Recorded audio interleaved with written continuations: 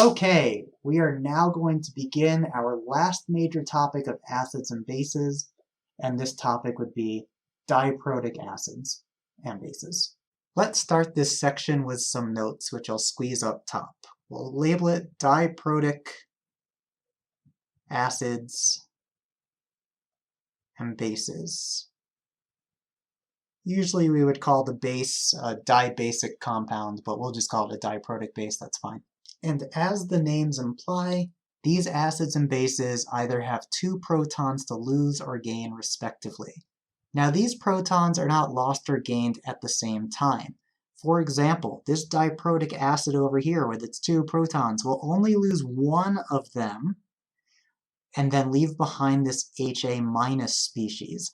And this equilibrium has a constant, of course, and we would call it the Ka1, because there's a second equilibrium where the second proton is lost.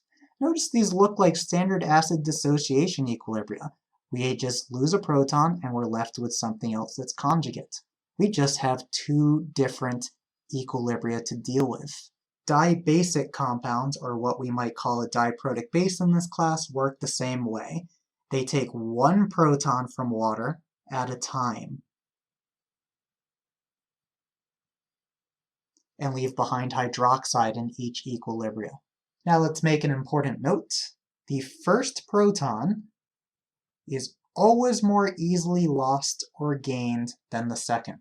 So first proton always more easily lost or gained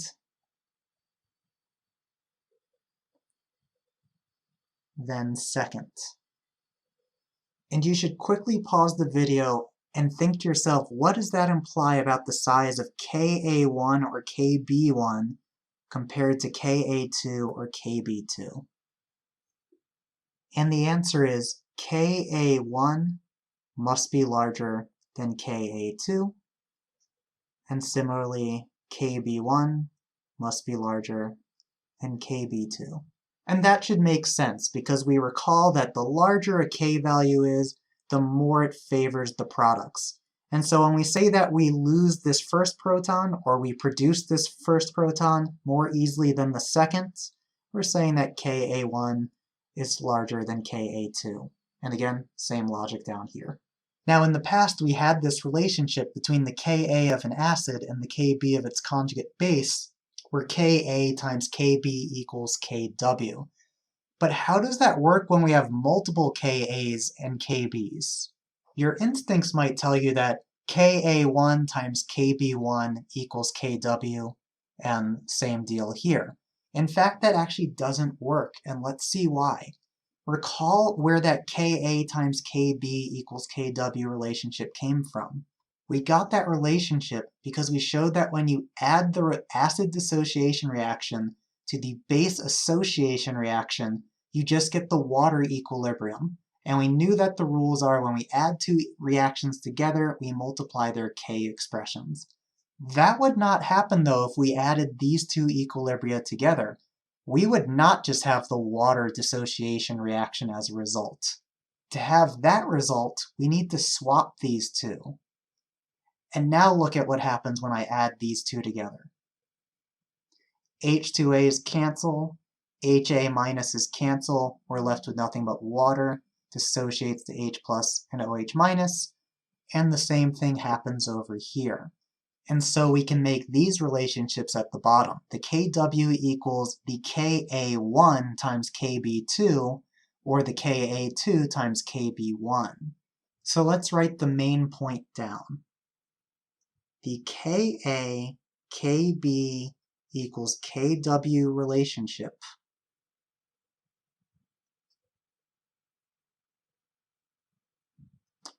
is based on the equilibria that have the same conjugate pair. Based on equilibria that have same conjugate pair. You could, of course, just memorize the relationships below, but I really think it helps to just understand where they come from. And also those relationships would not work if we were to move to, say, a triprotic acid. But what we just wrote down, finding the equilibria that have the same conjugate pair, that will always work. And just to be clear on what I mean by same conjugate pair, notice that the first proton loss equilibrium and the second proton gaining base equilibrium have the same conjugate pair. And that's what allows them to cancel out and give us just the water reaction, which is the key to having it relate to Kw. Same argument can be made over here, as you can hopefully see. And so with these K values in mind, our next goal is going to be to figure out what is the pH for, say, a diprotic acid or a dibasic compound, or this species in between. And to learn about this, we're going to use an amino acid known as leucine as our example. Don't worry, you don't need to know anything about biochemistry or amino acids for those of you who aren't majoring in that. It's just a nice molecule to use as an example in these problems for reasons I'll mention momentarily. And so, when it's got both of its protons, leucine has a single positive charge. And we're not going to write this whole formula out, you shouldn't. We're just going to write it as H2L and then a plus sign. When it's lost one of its protons, and it's what we call an intermediate form, it is neutral. And that's why it's a nice molecule to study. It's nice to have the middle species be neutral. And so here's what I will write down. This section of the course is called Finding the pH of Diprotic Systems.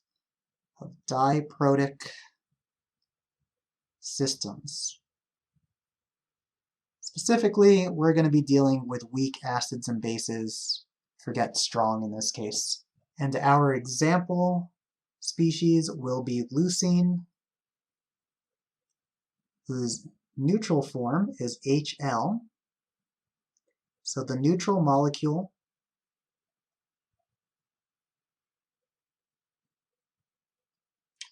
is the intermediate form, as it's called. Intermediate form. It can accept a proton to form H2L+, can accept proton to form H2L+, or lose a proton, to form L-. And now I'm going to erase this ink to clear some space. Pause the video if you're still writing.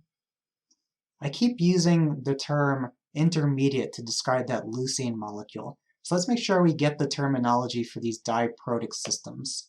When a species is fully protonated with both of its protons, we'll call this the acidic form because all it can do is behave like an acid. It can only lose a proton.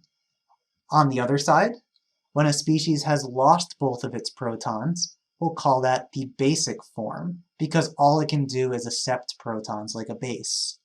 But in the middle, we have the intermediate form where it could gain or lose. Now, not every diprotic system has the neutral form be the intermediate and the acidic has a positive charge and base is negatively charged. Some acids, like sulfurous acid, are actually neutral when they have both protons, and they become progressively negative as they lose the protons. And so in these cases, our generic shorthand would be H2A, like what we've seen before, then it becomes more and more negative. Conversely, some species are neutral when they're in their basic deprotonated form, and they become more positive as they gain protons, and we would use the symbols B, BH+, and BH2+. But the charge actually ultimately doesn't matter. The way that we're about to learn for calculating the pH of the fully protonated leucine cation would also work for calculating the pH of this species here or this species here. Similarly, the pH calculation for this neutral intermediate would be the same as this negative intermediate or this positive intermediate. So charge doesn't matter, just what form are we in. So the first thing we're going to learn about is how to calculate the pH if we start with the acidic form. In other words, imagine we had some H2L+, it went into water, it dissociates into the intermediate form and the proton according to this equilibrium constant here. And then that HL intermediate can go on to dissociate yet again, producing the fully deprotonated basic form and another proton. But this equilibrium happens much more weakly than the first one. Notice the much smaller K, it's over 1,000,000 times smaller. And the consequence of that much weaker K value is that the proton that's produced in the second step is negligible compared to the protons that are produced in this first step. And that makes the math a lot easier. In fact, we don't have to learn anything new, so I'm going to do all the math on this slide. You're welcome to write it all down, but as far as I'm concerned, you should only write down the concluding points that I'll do at the end of the slide.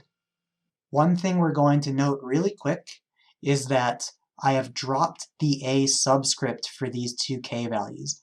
In di or triprotic systems, it is considered okay to drop the acid subscript, but you must always put in the B subscript if you're talking about the Kb values to make it clear. But acids will typically just drop it and have K1, K2 in this unit. So here we go. Let's say that we had an initial concentration of 2.00 moles per liter, but it's going to break apart, so I use that F there. To calculate the pH, I would start as if this was a monoprotic acid. I would just take that K value and set up the K expression.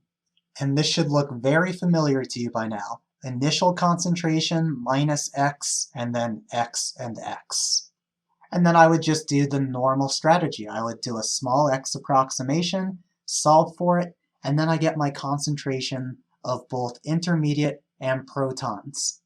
And we will assume that that right there are effectively all of the protons that we're going to get, because even though we'll get more protons when this goes on to dissociate, it's going to be negligible compared to what we have from the first dissociation.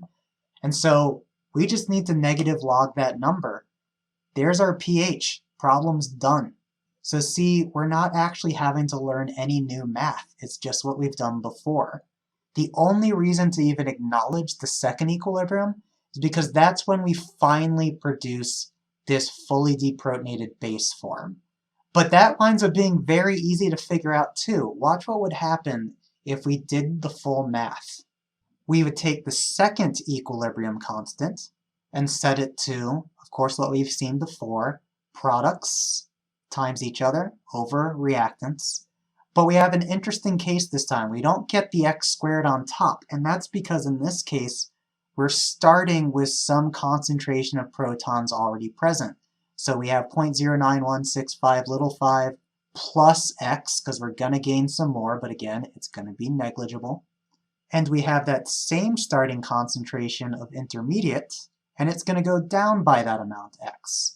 Only that L minus has 0 as its initial concentration, and so we just have X to represent that concentration. So now I'm just going to small x, and I'm going to do it in both of these terms. Because remember, it's not just for the denominator, it's for any plus or minus x term where what it's being added or subtracted from is at least 1,000 times larger than the K value. This is like over 1,000,000 times larger than the K value.